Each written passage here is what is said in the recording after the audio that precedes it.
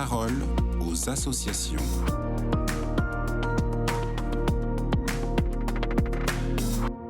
Bonjour Florence Gros, vous êtes la directrice de l'Office chrétien des personnes handicapées et vous nous présentez ce matin la rando des papas. On vous écoute. Depuis quelques années, l'OCH organise des randonnées pour les papas, on les appelle même les randos pour les papas d'une personne handicapée ou malade. Alors cette année, ces randos auront lieu dans 12 régions de France, Bouches-du-Rhône, Côte-d'Or, Finistère, Ille-et-Vilaine, Loire-et-Cher, Loire-Atlantique, Nord, Paris, Rhône, Somme-Oise, Vendée, Drôme-Ardèche. Alors, cette rando n'est ni un trek, ni un exploit sportif, mais plutôt l'occasion de prendre un bon bol d'air entre papas confrontés à des réalités communes. C'est une journée simple où chacun vient avec son pique-nique et l'envie de rencontrer d'autres papas pour s'épauler, échanger en toute simplicité et trouver des pistes pour cheminer comme papa d'un enfant pas ordinaire. Alors pour parler de ce qui se vit lors de ces randos, je vous propose d'écouter le témoignage d'Emmanuel Mainbourg, papa de 2 garçons handicapés. Je suis père de 2 garçons, Léo et Victor. Léo est un handicap mental et Victor est polyhandicapé. On se fait une balade entre pères. C'est un vrai moment d'échange, de rencontre, une vraie pause en fait. On marche, mais on est en mode pause et on peut se retrouver, vider notre sac, de pouvoir échanger sur nos soucis, nos espérances, nos joies, notre quotidien. Et très très vite, on sent qu'il y a quelque chose en commun entre nous tous. Voilà. On est des pères qui ne nous connaissons pas, mais qui avons tellement de points communs avec nos enfants, même si chaque enfant est très différent.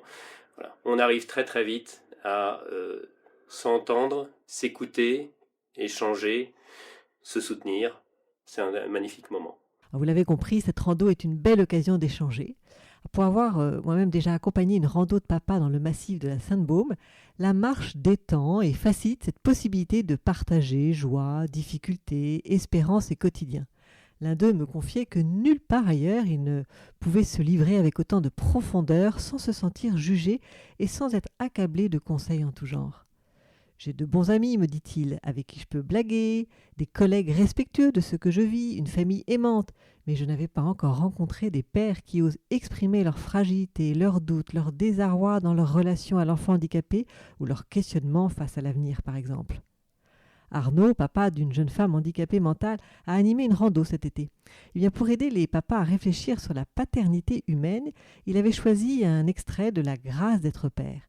Dans ce texte, la paternité humaine est décrite comme quelque chose de tout à fait exaltant et terrifiant. Et pourquoi employer ces 2 termes aussi forts ? Alors je reprends les mots de l'extrait. Exaltant parce que le père permet à l'enfant de se structurer, de grandir en étant à la fois un tuteur, une main qui protège et des épaules sur lesquelles l'enfant peut se hisser pour prendre de la hauteur et du recul.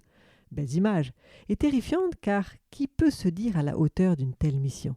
Chaque père a des limites, des pauvretés, voire des blessures. Cette responsabilité ne peut se vivre que dans l'humilité. Alors la bonne nouvelle, c'est que pour pallier toutes ces insuffisances, le père n'est pas seul. Il est complété par d'autres, éducateurs, groupes de randonneurs comme ceux de l'OCH, amis et un père céleste. Ayant tous conscience que la paternité humaine est un rôle important et difficile, invitons mais largement les papas d'enfants handicapés, quel que soit le handicap ou la maladie, à participer à la rando des papas organisée le 28 septembre en Drôme-Ardèche et dans 11 autres régions le 5 octobre. Tous les renseignements sur www.och.fr. Offrons à ces papas une belle journée riche et fraternelle. Merci Florence Gros pour cette belle proposition. Je le rappelle, vous êtes directrice de l'Office chrétien des personnes handicapées. Très belle journée à vous.